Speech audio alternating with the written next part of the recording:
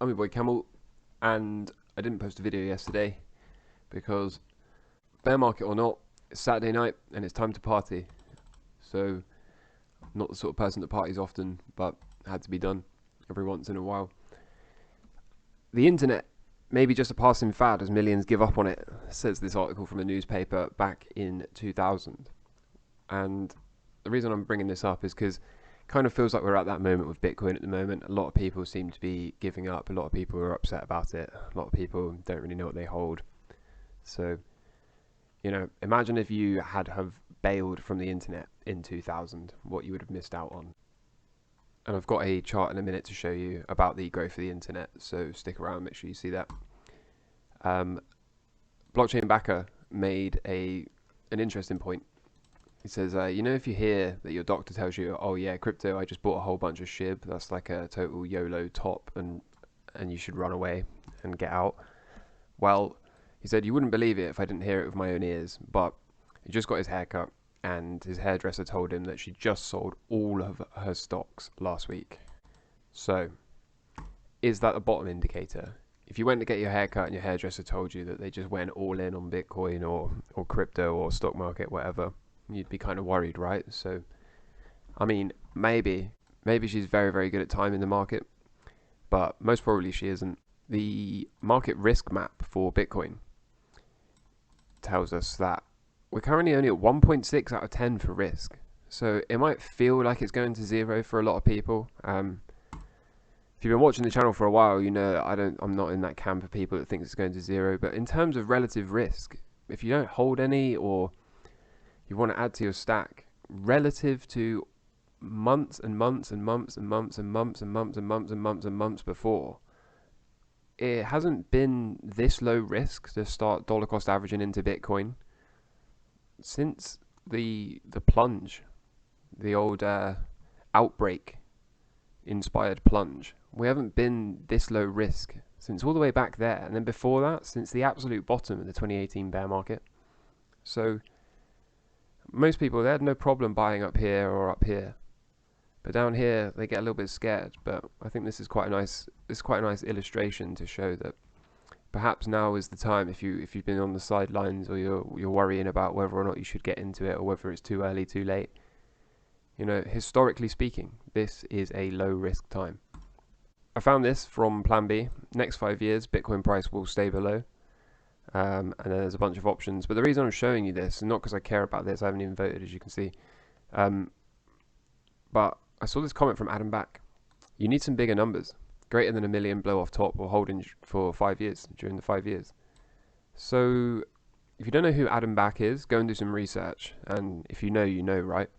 But I absolutely agree that we need some numbers over 10 million or up to 10 million. And Plan B even admitted this afterwards. He said, yeah, I should have used 10 million or higher. And if you're sat there thinking, this guy is smoking crack, then stick around. I'm going to show you why I'm not. I'm going to prove to you right now. I have shown this before, but I've got 3 charts here from Raoul Pal. This is the crypto users versus the internet users over the same time. So the internet was, before Bitcoin, the fastest adopted technology ever. And now Bitcoin is growing at almost twice the rate. It's being adopted twice as fast as the internet. So Bitcoin is, without a doubt, the fastest adopted technology the world has ever seen. If just looking at this, if we maintain our current growth rate or our current adoption rate for Bitcoin, we're going to be at 1 billion users by 2024. Okay? And 5.1 billion users by the end of the decade. Stick with me. So what does that look like at roughly 76% average growth per year? This would be the pink line, the pink dotted line. Absolutely massive opportunity. Absolutely massive. There's nothing else. There's nothing else this decade that matters like this. There's no other opportunity in our lifetime likely. Absolutely none. This is the opportunity over this decade. Okay? One last chart. Here we are. Obviously, since here, we're probably trading a little bit below this line here. This is 1 standard deviation below the trend. Trend being red line, 1 standard deviation being the white line, and the green lines representing 2 standard deviations from this red trend line. Okay? So we're probably a little bit below 1 standard deviation at the moment. But it goes to show that if we are at one standard deviation below trend by the end of 2024, that's 600,000. Just being on trend will put us at well above 600,000. And where is 10 million? Here's 10 million, okay? This is obviously roughly because I can't keep my mouse perfectly straight. But you can see there's plenty of room for a $10 million Bitcoin by the end of 2024.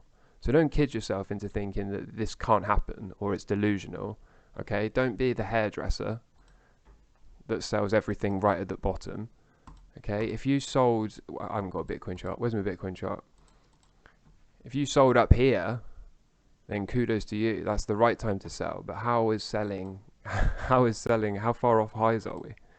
You know, if you take the high to the low, it's 63%. That's not how you do it. Anyway, with all that said, let's have a look at a few charts because the swing trading we got a mixed bag. We got the dollar. The dollar is probably going to bounce around in here, chop around for a bit. Could it take out this high? Absolutely. Could it just break down straight away? It could. Yeah.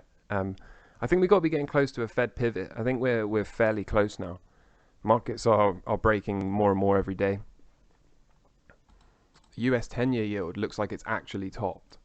Okay, this is a good sign. This is a good sign. The dollar is running out of steam. Okay, it's I mean, it doesn't rule out a move to 110, but it's certainly slowing down. This is good as well.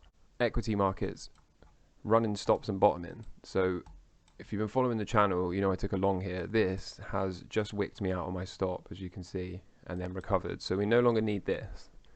But depending on the price action on Monday morning, I may well add another position to this. I may well have to just step back in. Sometimes this happens. It just is what it is. Okay, so are we going to break down? I don't know. Are we going to bounce from here? Quite possibly. I'll have to see.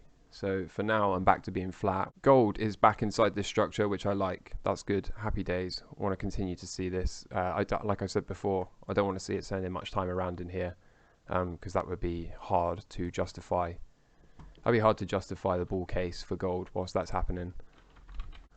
Got this from Bob Lucas, the gold commitment of traders reporting improving rapidly. So the commercial net short positions are the second lowest since last September. Large speculators' highest short positions since October, the Blees rating up to 87. So if we're going to get a true bottom for gold, we'd like to see it with a Blees rating of around 100. Or max close to 100 as we can get. 100 would be the max reading you can get for a Blees rating. So a bit more sideways chop perhaps above and below this line maybe, but we don't want to spend too much time down here, and we certainly could be about to break this trend line, work our way up here, break this trend line. That would be a massive long for me, and hopefully we can start a true bull trend for gold. Silver, so if you watch the channel, you know I got a partial position here and then the rest of my position on the resumption. So hopefully this can continue. Hopefully we won't just roll over here. That would be kind of annoying, but not much I can do either way. Just got to hold on, see if we can get to our target. In the meantime, Bitcoin is still sideways. Still kind of looks like it wants to do one of these consolidation cycles perhaps. So I would think that it's probably got to try some sort of move higher before it can take out more lows, but I don't really know. It's still kind of going sideways, so unless we can confidently break this downward sloping trend line, I'm not really too interested in this. Hold spot forever, of course, but in terms of trading, I'm not really super interested. But we'll keep an eye on it. I'll continue to report every day, or every day there's something valuable to say. If you found value here today, make sure to follow me on Twitter, subscribe to the YouTube channel, and I hope you enjoy your week coming. So until then, I'm your boy Camel. Take care. All the best. Bye.